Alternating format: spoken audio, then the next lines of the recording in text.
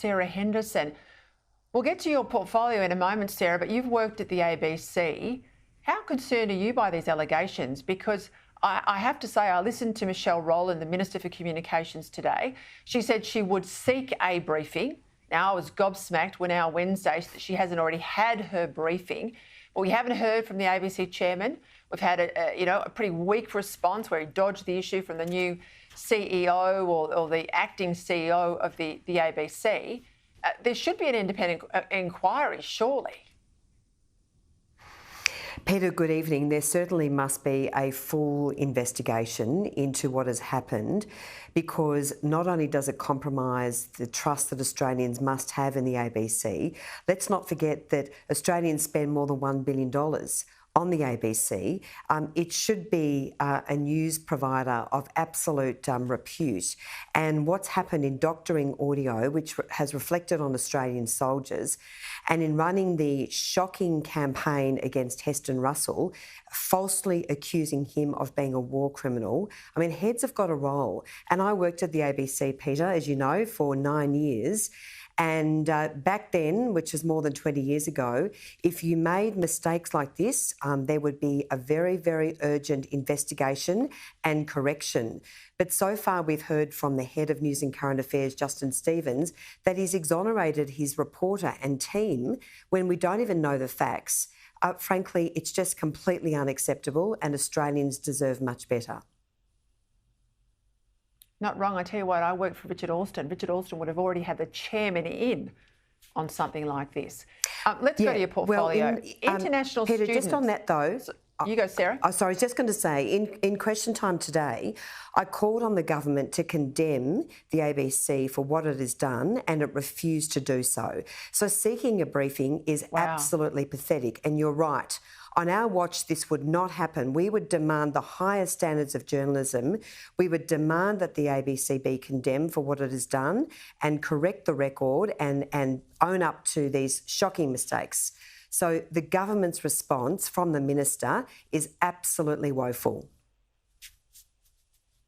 Let's go to your portfolio.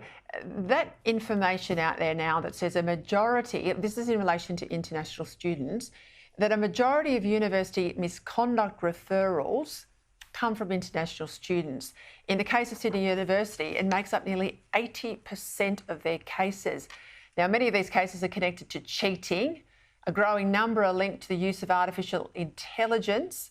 There's fears the government's international student cap will only make the problem worse, as high-quality students will look to study overseas. Now, we'll leave that second point for the moment. We'll get to that because that's the whole debate about population. But we've a real problem here. If because of the dollars involved in this cohort, international students, are we just turning a blind eye to this misconduct? Well, this is very concerning, and at the group of 8 universities, so universities like Sydney and Melbourne, where the number of foreign students is very high, I do believe that educational outcomes are being severely compromised. When Australian students are being asked to work with many students in a classroom or a tutorial setting where foreign students can barely speak English, that's not good for anyone, and particularly for Australian students. So I have called on the government to get back to basics, to start to focus on educational outcomes at universities, and this data is just further evidence of that. We need to ensure that we have the highest standards in our universities, and unfortunately, Peta, the rivers of gold that are derived from foreign students, $1.5 billion was earned by the University of Sydney last year. That is compromising educational excellence at our universities, and that is not good enough. Sarah, you'd be aware of the stories as I am that foreign students never get failed anymore. That the cost they pay basically guarantees them, at a bare minimum, a pass degree. Look, I'm hearing some really concerning stories about this, Peta. Academics put under pressure to pass students, and I've heard one terrible story where an academic went to fail a number of students because they simply couldn't even write properly, let alone pass the subject. And that particular academic was threatened with a racism investigation. Basically, his whole livelihood was under threat. And I'm hearing these stories, and frankly, the dollars are getting in the way of the appropriate educational outcomes, and that is really, really concerning. So this is simply not good enough. So apart from, of course, the fact that this government has allowed foreign students to run out of control in this country, we are also seeing our educational outcomes, the so-called best universities, are really compromised in the sort of education they are delivering.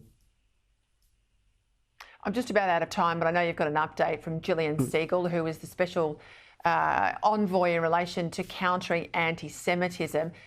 She reckons that the universities are in absolute denial. Yes, she gave very important evidence into our Senate inquiry into the bill, which is all about establishing a judicial inquiry into anti-Semitism at Australian universities. She says the work of the Vice-Chancellors is not good enough, and she's also condemned the government for its decision to commission the Australian Human Rights Commission to conduct a racism study. She says Jewish Australians do not have faith in the Human Rights Commission, and it's all the more reason to have a proper judicial inquiry. So very important evidence from Gillian Siegel, and we'll have a full hearing in Canberra on Friday. Terrific. Thank you, Sarah.